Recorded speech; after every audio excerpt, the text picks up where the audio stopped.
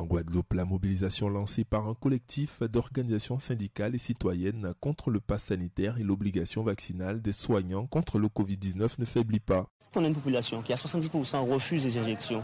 Il faut entendre et revoir et pouvoir avoir cette capacité de revoir sa copie.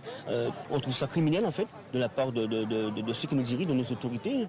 Après 4 jours de blocage des routes et de l'accès au CHU de Guadeloupe, parfois émaillé de violence par des manifestants anti-pass sanitaire et vaccins, le gouvernement hausse le ton ce vendredi en annonçant l'envoi de 200 policiers et gendarmes en renfort. Devant le CHU, les seuls véhicules autorisés à entrer restent les ambulances, comme le confirme Dr Antoine Descastecker, médecin anesthésiste au CHU de Guadeloupe. Le débat, c'est l'accès à l'hôpital par nos soignants. Là, on voit depuis 2 jours qu'on a du personnel qui ne vient pas travailler et parce qu'ils n'ont pas réussi à accéder à l'hôpital.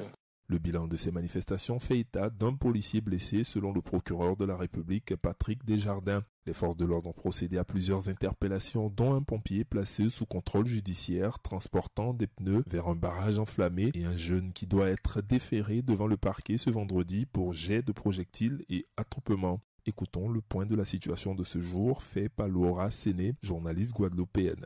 Les établissements scolaires ont été fermés. Le préfet a décidé de déclencher le centre opérationnel départemental pour essayer de voir comment gérer cette crise, cette situation qui a empiré, vous l'avez dit, dans la nuit d'hier et qui aujourd'hui dépasse même ceux qui étaient à l'origine de ce mouvement contre l'obligation vaccinale. Le syndicat LKP, Lionnage contre profitation ici en Guadeloupe, qui dénonce donc depuis lundi cette obligation vaccinale. Aujourd'hui, eh bien, la Guadeloupe attend et tente de voir comment va évoluer la situation. En tout cas, c'est toute l'île qui est, à l'heure où je vous parle, paralysée. Si la situation hospitalière est encore stable en Guadeloupe, l'épidémie reprend légèrement. Le nombre de cas positifs a augmenté de 30% en une semaine.